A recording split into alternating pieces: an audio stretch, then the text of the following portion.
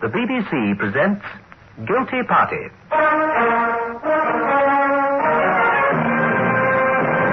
A problem in crime detection, in which you are invited to match your wits with a panel of experts, John Arlott, F.R. Buckley, and Robert Fabian. First of all, you'll hear the crime play, The Fallen Angel. The panel will then decide on a line of investigation and cross-examine the suspects, who give unscripted answers to their questions. But first of all, here is Joe McCready, private investigator. Joe? Yes, Inspector. I know what you are going to say. You do? Yeah. We're lost again. How do you manage it, Joe? 1 o'clock in the morning, and all we have to do is find a large private house tucked away in the backwaters of Maidenhead, and where are we? Lost. Took a wrong turning somewhere. All we need to do is stop outside one of these big places and ask.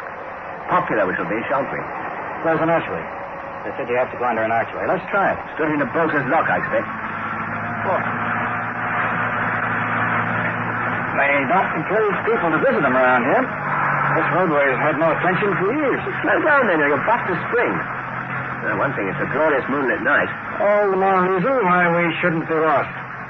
I say that's a noble-looking pile, if you like. Mansion converted into flats, we found. Oh, well. Not bad, shall we? All right. They can only snap our heads off. But honestly, once you get off the main roads around these parts, you might be in the very jungle. I say, that house must be 4 stories high. Quite some place.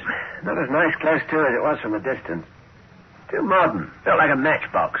Hey, Inspector, look down the side of the building, on the concrete yard. Do you see what I see? There's somebody in pajamas. Yes. Taking a nap or something.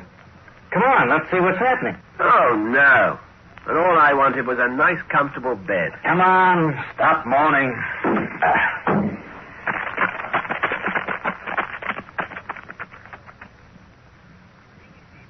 The man in pajamas turned out to be a Mr. Leonard Angel. He wasn't taking a nap. He was dead.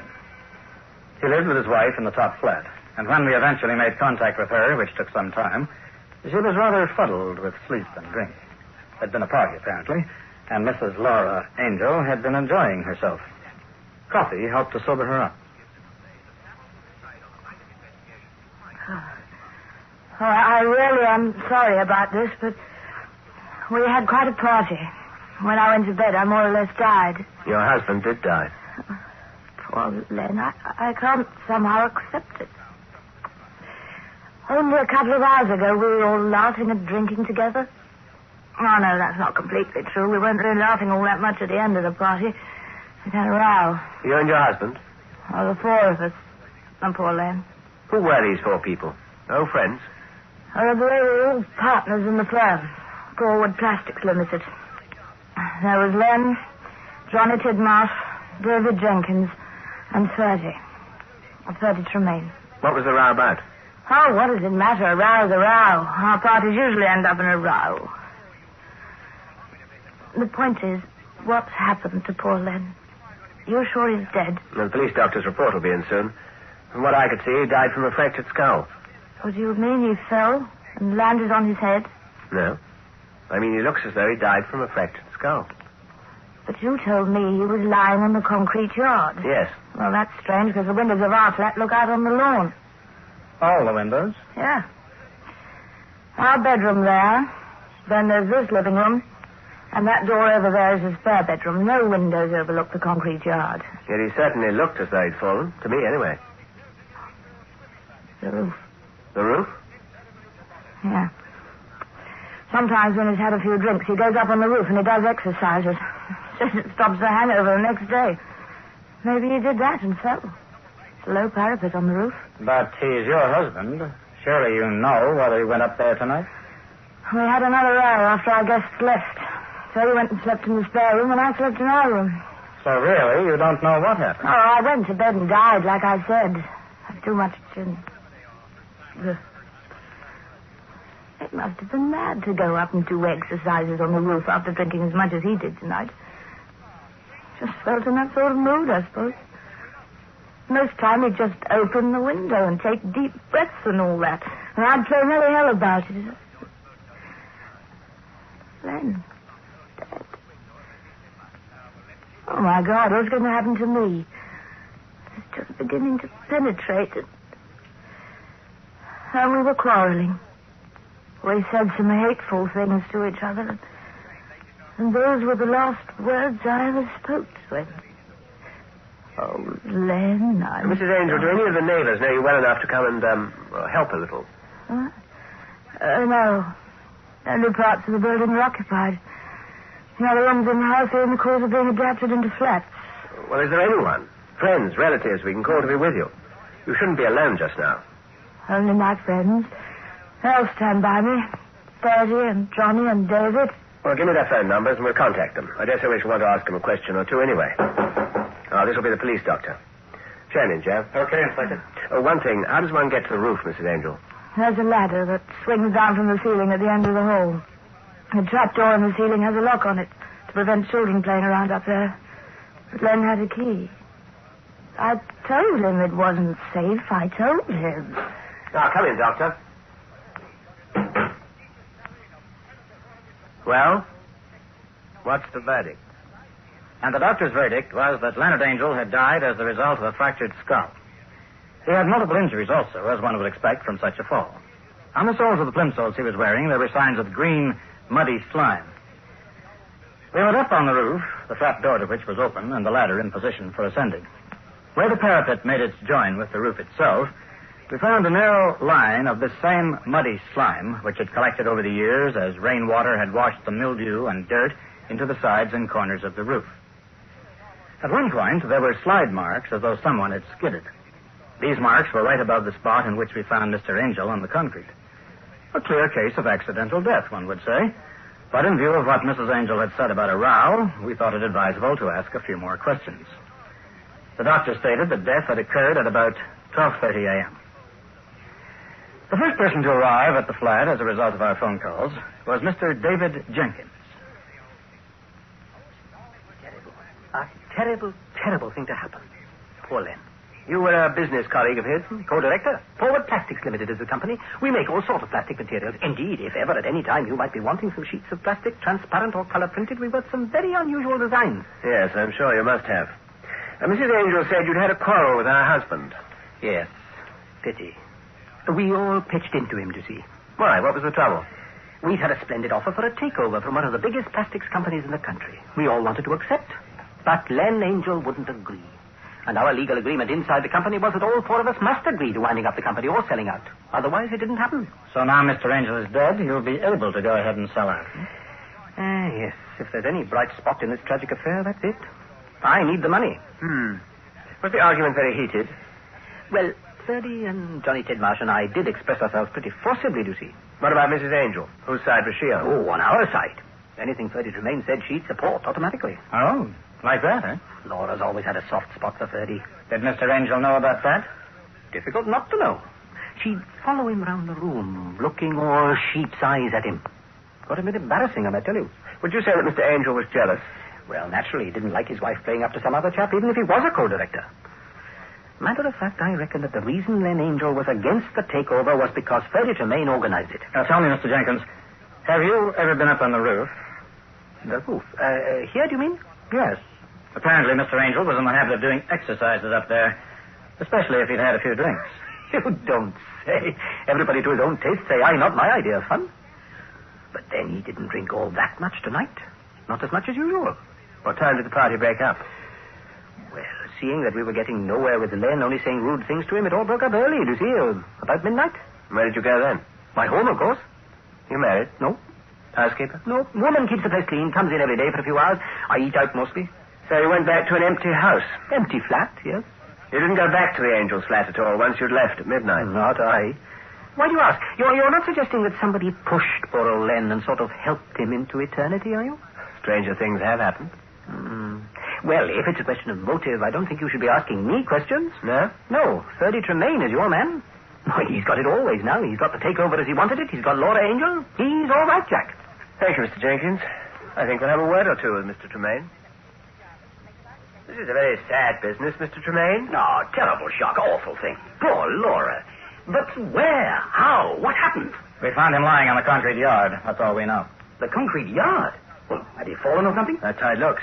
But where did he fall from? Was he in another flat? Why do you ask that?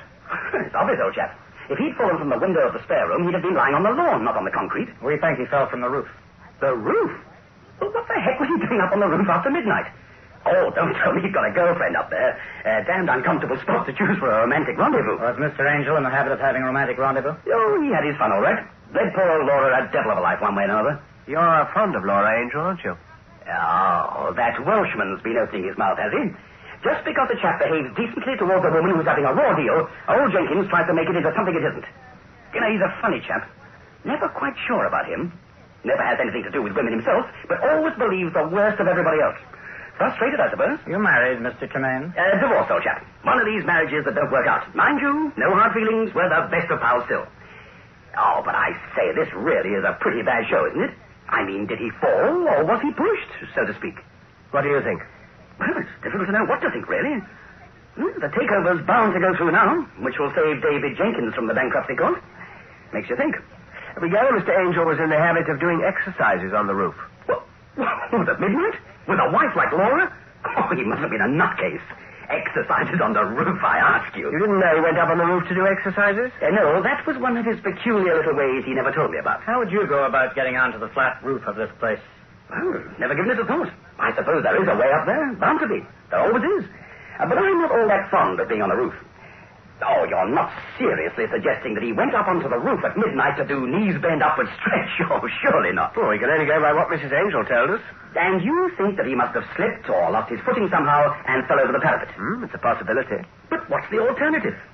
That someone followed him up onto the roof and then pushed him over? Oh, that's a bit far-fetched, that is. Could have happened if anyone had sufficient motive.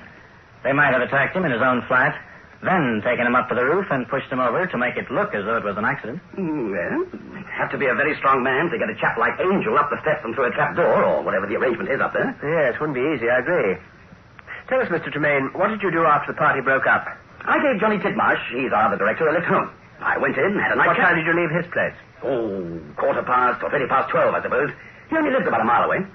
Were he and Mr. Angel on good terms? None of us were on good terms with him tonight. He was crabbing this wonderful takeover offer we'd had. We were mad at him, I can tell you. Did you come back here at all for any reason after leaving Mr. Tidmarsh?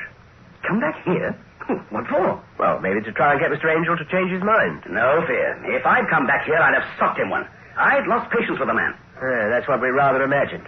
Thank you, Mr. Tremaine. Thank you. Now, Joe, let's have a word or two with Mr. Tidmarsh, shall we? Mr. Tidmarsh, you left the party with Mr. Tremaine, we understand. Good gracious me. Yes, I did. Ferdy Tremaine drives like a madman. Did he stay long with you? No, the little woman was still waiting up for me, so we had a quick nightcap, the three of us, and off he went. And did you go straight to bed then? No, I kissed the little woman good night and went for a turn round the garden.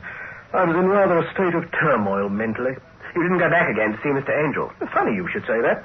I made up my mind to walk back and have another chat with him. I got about halfway there and then decided it was a waste of time. Did you get within sight of the house? Yes. What time would that be? Oh, about 12:30, I'd say. Did you see anybody on the roof of the building? No. Why, was Leonard Angel up to his rooftop antics again? Oh, I beg your pardon. I keep forgetting he's passed on. I can't somehow believe it. So you knew he was in the habit of climbing up to the roof to do his exercises then? Oh, yes, he tried to get me up there one night. But with my stomach, I found it far too difficult to squeeze through the trapdoor. In any case, I'm not the energetic type. I'm built for comfort rather than for speed of action. So there's a low parapet running round the roof. Is there? I wouldn't know. Well, it rather looks as though he slipped and fell over the parapet onto the concrete yard. In that case, it could only have been an accident. Couldn't possibly have been foul play. Why do you say that with such assurance? How do you know? Oh, because it would be a physical impossibility for anyone to carry Angel's body up a rickety makeshift ladder, through a ridiculously small trapdoor, and onto the roof for the purpose of pushing him over the parapet. Why do you say carry Angel's body? Are you suggesting that he was killed in his own flat and then pushed overboard, so to speak? Well, it's a possibility, isn't it? But not from the roof. That wouldn't be a practical proposition. Not for me, anyway. Could Tremaine or Jenkins have done it? Well, not unless they were up on the roof and they attacked him there and then pushed him over. What was the time of death? About 12:30. Funny. I didn't see him up there at 12:30, and it was a bright moonlight night. Mr. Tidmarsh, forgive me for asking, but does the death of Mr. Angel solve any problems for you? Oh, indeed it does. It means that I can now retire comfortably and take my wife to live abroad. The doctors have said that another winter in this benighted climate could kill the little woman. I was more anxious than anyone that the takeover should go through. Now it will. Oh, I know it may sound callous, but in all honesty, I'm not as upset as I ought to be. Thank you, Mr. Tidmarsh. Well, Joe, this is a rum how'd you do, if you like. And a rum how'd you do was a very good way of describing this particular case. We examined Mr. Angel's body again. In the breast pocket of his pajamas, we found the key to the trap door leading onto the roof. It really did look like accidental death. But was it? What do you think? Our three experts have heard the facts in the crime play The Fallen Angel. Now they have the right to ask questions of the people concerned. The completely unrehearsed questions will be answered without any script or help by the persons interrogated, and they must tell the truth, except in the case of the guilty party, who can and will try to get out of difficulty if he or she is able to. Over now to John Arlott. We'd like, first of all, Ted Mason, before we get to the suspects, to ask you one or two questions. Was the flat door open or shut? It was a rim-type lock, and it was on the latch. In other words, anyone could push it open? Yes. How wide is this line of slime on the roof? Quite narrow, about 6 inches or less. Were the lights on in the Angel's flat when McCready and the inspector went to it? The light in the spare room was on, and of course the other lights were put on later when I got in contact with Mrs. Laura Angel. Right, thank you. Now I wonder if we might speak to Ferdy Tremaine. Sit down, Mr. Tremaine. Don? Mr. Tremaine, have you ever had a really late party with Lynn Angel? Oh, quite a few. Yes, he enjoys his booze. Have you ever discussed hangovers with him? Well, we both suffered terribly from them. I noticed that. I don't think it's actually come up in discussion very often. Well, has he ever suggested doing some exercises after a party? No, not by any means. It was a great shock to me when I heard about this. Mr. Tremaine, do you live alone? I do, sir, yes. Where? I have a little cottage just the other side of Bray. Well, how far is that from the Angel's house? It's roughly 15 miles, I think. How often do you see Mrs. Angel when her husband isn't about? Oh, occasionally. How do you arrange these meetings? Usually on the phone. I've noticed that she doesn't have a very happy life, and very often I ring up and pop round and see her, or meet in town, have a coffee. Does she ring you up? She has done, yes. Did she ring you on the night that this happened? No, she didn't, no. Tell me one other thing. What time were you rung to come to the Angel's flat? Oh, dear. It was around about, I'd say 1 o'clock. I got home at about 20 to 1. It must have been about 20 minutes afterwards. Right. That'll do, Mr. Tremaine. Thank you. I wonder if we can now speak to Mr. Tidmarsh. Now, Mr. Tidmarsh, what put into your mind the idea of Angel being killed in his flat and thrown over the parapet? Well, I suppose the fact that everyone's asking so many questions. Angel once tried to get you onto the roof, didn't he? Yes, that's correct. Yes. Did you actually see him pull the ladder down? Yes. Open the trap door? Yes. What sort of a lock was on the door, you know? It's a rim-type lock. Had he got his pajamas on when he tried to get you onto the roof? Yes, he had. Yes. Do you recall, what did he do with the key after he unlocked the trap door on that occasion? Do you remember? I think he put it in his pajama pocket, but I couldn't be quite certain. This trapdoor, was it wide enough for a strong man to carry another through it? No. It wasn't. What would you say was Angel's weight? About 11 stone, I should think. Now, if your guess was right and his body was taken onto the roof, could one person have pushed it up and another have pulled it through? Yes, I suppose so. When you set out to walk to the Angel's flat, were you at any time within sight of the windows of their flat? Yes, it was a bright moonlight night. I could see them vaguely. Were the lights on? There was one light on. What room might that be? I should think it was the spare room. You think it was the spare room? All right. Thank you. Perhaps now we could talk to Mrs. Angel. Sit down, Mrs. Angel. Thank you. Are you feeling better now, Mrs. Angel? Thank you. Yes, very much better. Thanks for a lot of black coffee. Good. Now tell me, have you ever discussed this habit of your husband's doing exercise on the rooftop with anyone? Oh, good Lord, no. Well, to be specific, have you ever discussed these exercises with Ferdy Tremaine? Never mentioned it, Fred. You never have? No. Have you ever heard him discuss these exercises with any of his partners? No, I've never heard him discuss them with anyone at all. Never been mentioned in your presence? No, never. How many keys are there to the trapdoor? Well, there's one. Each flat has one. You only had one? We only have, yeah. Where is it usually kept? Well, it's usually kept under the clock in the mantelpiece in the living room. Did he usually do his exercises on the roof in pyjamas? Yes. Oh, yes. Did you telephone Ferdy Tremaine this night? No, I didn't phone Ferdy, no. Ferdy phoned me earlier in the evening, before the party, just to ask if we got enough to drink and could he bring some more. Did you phone him after the party? No. Did he phone you? No. Did you see any of the partners again after the party broke up? I did not. I was dead to the world. That's all right then, Mrs. Angel. Thank you very much. I wonder then if we could speak to David Jenkins. Mr. Jenkins, how was Lynn Angel when you left him? Well, I think it might be said that he was soberer than I might expect. Well, he wasn't very drunk. No. How did you know how Lynn Angel died? Well, I didn't know at all until I was the first to arrive, and I was told by two gentlemen who were there at the time. The other officers, you mean? Presumably, yes. How did you get home? By car. Mm-hmm. Now, what would happen to Angel's holdings in the plastic company on his death? Presumably they would be inherited by Laura. She'd inherit the interest and the voting power. Presumably, yes. Mm-hmm.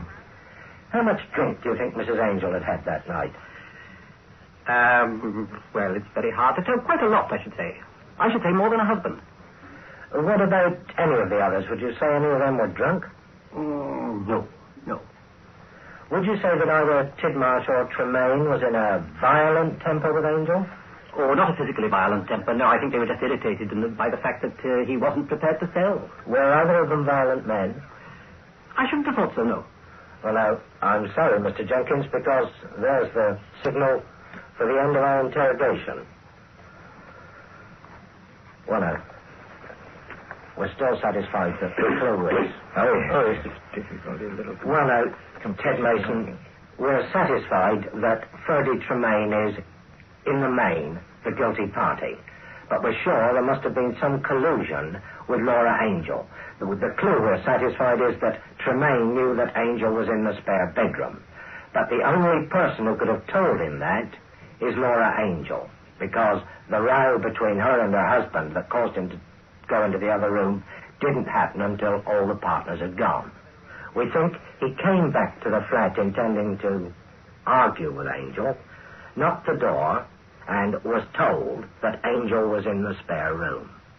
We assume that he must have killed him in the spare room, got his body up the steps with Laura Angel's assistance, changed into his plimsolls, carried his body across the room, put the plimsolls back on his feet, and thrown him over the parapet. That's a very good reconstruction of a crime. This crime isn't quite like that, but I'll give you 75% for ingenuity and for getting the main clue, which was, as you say, that Ferdy Tremaine knew that this man was in the spare room and not normally in the room with his wife. What exactly happened was this. You're quite right when you say there was a certain amount of collusion between Ferdy Tremaine and Mrs. Angel. Ferdy Tremaine asked Mrs. Angel to supply him with a key to the flat. And he also asked Mrs. Angel to insist upon her husband occupying the spare room. That's how he knew. And then he said to her, now forget everything else, have a lot of gin, and go into a heavy sleep, and don't think about anything, leave the rest to me. Then he came back. When he came back, our friend, Mr. Angel, was doing his exercises in front of the open window. Now, already, Ferdy Tremaine had got one of his large sheets of plastic material and spread it underneath the window of the spare room, so that when he walked in, hit our friend Angel over the head very hard, fractured his skull, in fact, pushed him out of the window. He landed on the plastic. Then later he removed the body from the plastic and put it round the corner on the concrete and wrapped up the plastic and took it away. He took off his plimsolls, went up on the roof, made the skid marks, but made a mistake and made skid marks on each foot, if you know what I mean. Right. Whereas normally 1 foot only would have been sufficient for him to slip on, wouldn't it? He then came back to the trapdoor, took off the plimsolls, went down, and put the pencils back on Angel's feet, put the key back into Angel's pajamas pocket, and I think 75 to 80% you were right, and in fact it could have been done in the way you suggest, because you did get the guilty party and the fact that there was collusion. John Arlott, F.R. Buckley, and Robert Fabian were the panel in The Fallen Angel, a problem in crime detection from the BBC series Guilty Party. The play was written by Edward J. Mason, and the program produced by Tony Schrein.